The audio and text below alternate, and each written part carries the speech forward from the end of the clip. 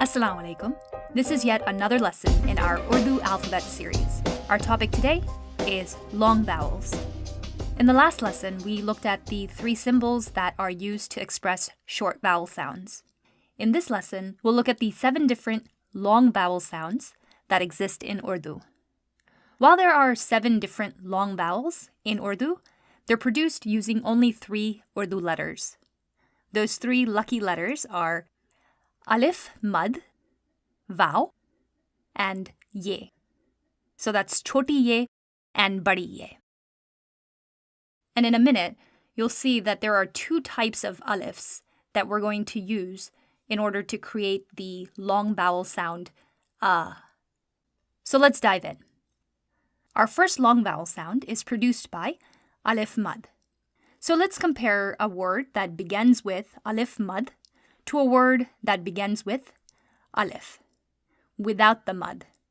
So this thing up top here, this squiggly line thing on top of alif, is the mud. So whenever you have a mud on top of alif, we call it alif mad. Let's take a look at our first word. So we've already seen the word ab, which means now. Ab is alif and be. Ab. Let's compare ab to ap. And ap means you. It's the formal case. So ap is alif mad, be. So this is ab, and this is ap. Ab, ap. Notice the shortness of in ab and the longness of in ap.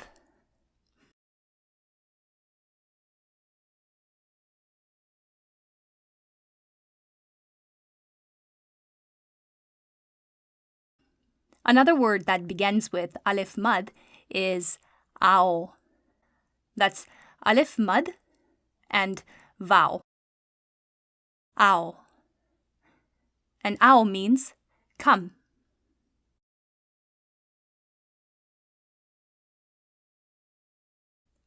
Our final word that begins with alif mad is ankh. Ankh.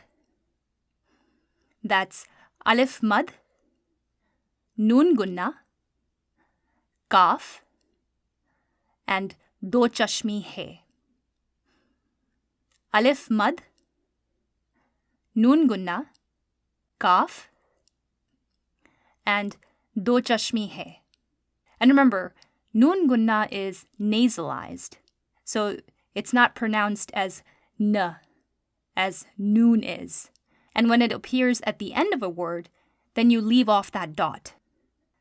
But because in ankh, it's in the middle of the word, you're going to put a dot on top of noon gunna. So that's our first long vowel. Anytime you hear at the beginning of a word, that sound will be created by alif mad. But that same sound, if it's occurring in the middle of a word or at the end of the word, then you're not going to use the mud on top of alif. You're simply going to write alif. So you should just know that when alif appears in the middle of a word or at the end of a word, it's behaving like a long vowel sound.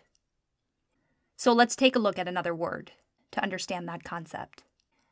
So one of the words for father is baba. So that's be alif, baba.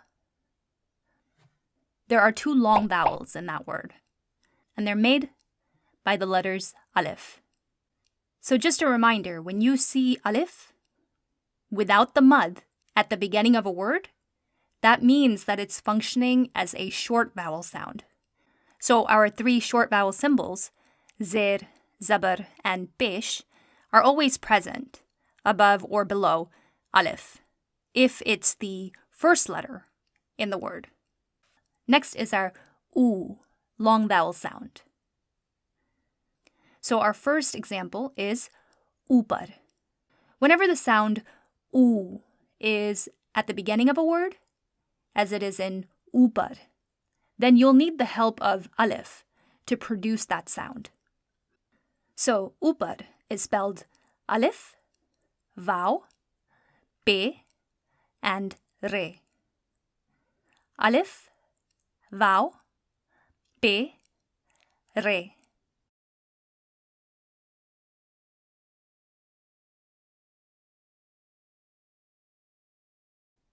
Let's compare upar to the word ulta. So it's upar, ulta, upar, ulta. Do you hear the longness of upar and the shortness of ulta? So alif vow produces u, and alif with a pesh over it produces u in ulta. Another word that begins the same way as upar is the word for camel, which is unt. Unt. Can you take a guess as to how that might be spelled? Unt. So because you know that it starts the same way as upar, we know that it'll be alif, vow, right? For that oo sound. So notice it's the nasalized noon. So it's noon gunna. But because it's appearing in the middle of the word, it's going to require that dot. So it's going to be alif, vow, noon gunna, and then it's a hard T, right? It's unt. So it's going to be te. So whenever you hear the nasalized N sound at the end, leave the dot off.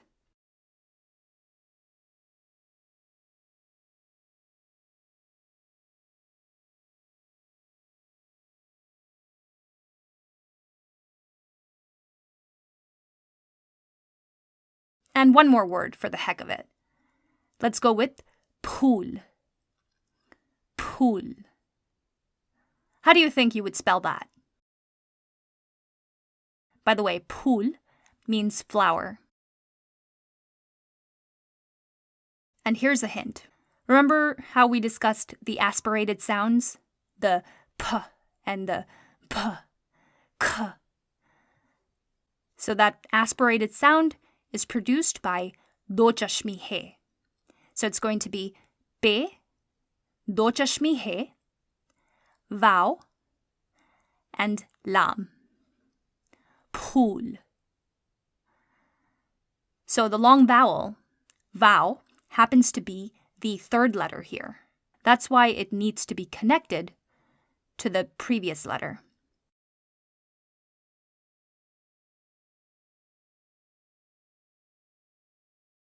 Let's compare pool to pul, which has a pesh over pe. So pesh over pe is pu, while vow after the pe do chashmi hai is pu.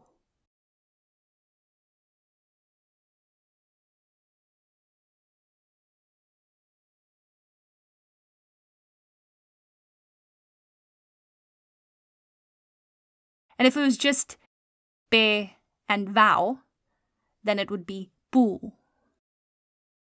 So that's pu, pu, pu. So the u in upar, unt, and pool are represented by the letter U with a bar over it. Our next long vowel sound is also produced by vow, but it's represented using the letter O when transliterated, and it sounds just like the letter. So it's O. So our first word with this sound is go. Go is a postposition meaning to. How would you spell go? Here's a hint. It's only two letters. So it's kaf and vow.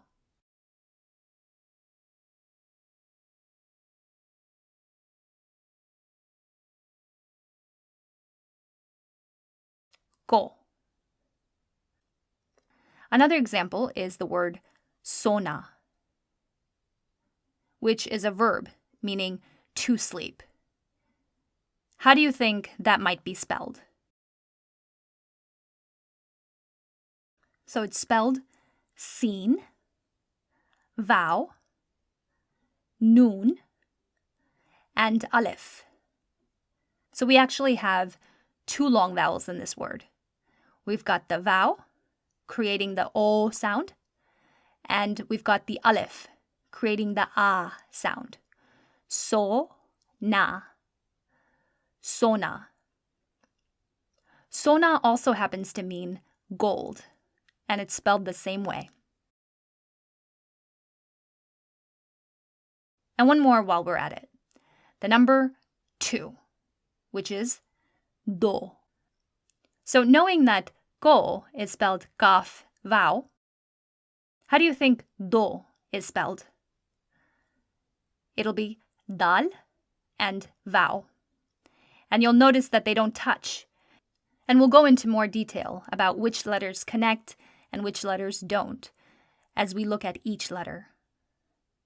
But for now, know that dal doesn't connect with letters that come before it or after it. It's independent. Now let's take a look at the word os. Os means dew, like the morning dew. Just like before, whenever the long vowel sound is at the beginning of the word, you'll need the help of the letter aleph. So how would you spell os? It'll be aleph, vow, and seen. Os. And yes, aleph is serving as a short vowel sound, so there is a pesh above aleph to create that o sound. So it's os. And the third long vowel sound that vow makes is represented using the letters AU, and it makes the aw sound, as in the word or, which means and. Because the aw sound in or is the first sound in the word, we will once again use aleph for help. So or is spelled aleph, vow, and re.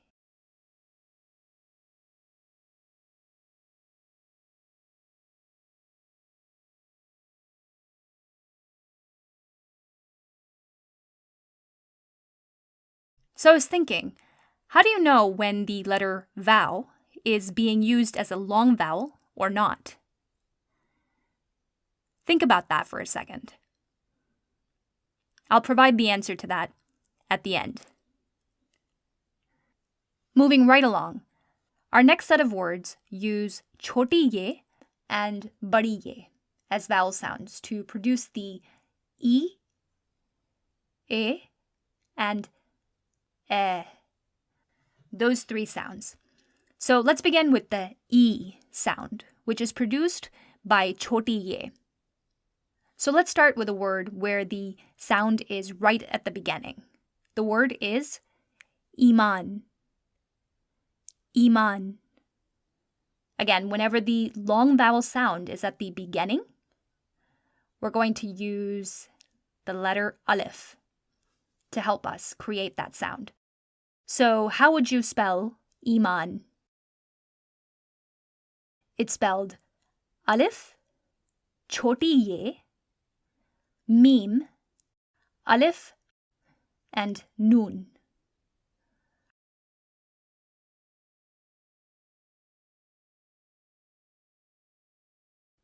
And iman means faith. Let's compare this word with a short vowel sound, with the I sound, as in iskul. So, iman, iskul. Iman, iskul.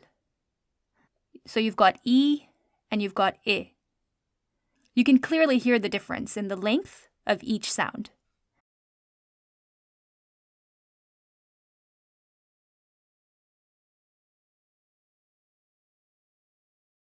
One more example of the sound E. So our word is teen. Teen means 3. Teen is spelled te, choti ye, and noon. I'll definitely go into the different ways each letter is written based on its position in their dedicated letter video. But for now, just know that te will connect to choti ye, and because choti ye is in the middle, it will require 2 dots at the bottom, and then noon will connect to choti ye. So each of these letters connect to one another. So that choti ye is causing the te sound to be longer. Teen. Our next long vowel sound is ye in its final form. And we'll definitely talk more about that in the ye video. And when the E sound is at the end, we use choti ye. And it looks like this. So let's go with the word hathi. Hathi. So this is a slightly more challenging word to spell because there are multiple letters that produce the he sound. But the correct one here is choti he. So that's choti he, alif, te, do chashmi he, and choti ye. So notice in this word there happens to be 2 long vowels as well. What are they? They're alif and choti ye. Ha-thi. Ha-thi. If you happen to listen to our podcast as well, there are a lot of feminine nouns that we covered. And quite often, but not always, but often, feminine nouns and adjectives end in the E sound, as in choti, ladki, and so on. So that E sound at the end is produced by choti ye. Let's now move to the E sound, and that's produced by the letters AI when transliterating. Depending on where in the word the E sound appears, will determine whether you use choti ye or badi ye. So let's look at the word aisa. By now you should be able to tell me which letter this will start with. If you said alif, that's exactly right. It's alif, choti ye, seen, and alif. And aisa means such. So again, when alif is at the beginning of a word, it stands alone. And we're going to go ahead and create ye. Put 2 dots under it. And choti ye is going to connect to seen. So we'll put these 3 notches for seen. And then we'll connect it to alif. So again, this word also has 2 long vowel sounds. And they're produced by ye and alif. Aisa. Next, let's look at the word jesa. So because it rhymes with aisa, it should be fairly easy to spell. So jesa contains the e sound, but it's in the middle of the word. So you won't need alif for that. And jesa means like or as. And it's spelled jim, choti ye, seen, alif.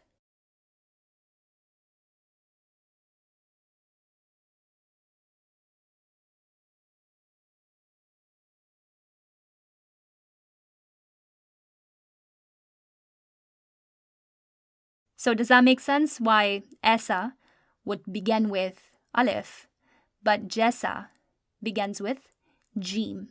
That creates the j sound. So let's add a little twist to it. So if the e sound, the esa, jesa, if that e sound appears at the end of the word, as it does in our to be verb he, then that eh sound is going to be produced using badi ye. So hai, which means is spelled choti hai and badi ye. Just 2 letters. Choti hai and badi ye. Hai. So choti hai, in its initial form, meaning when it's the first letter in a word, looks like this.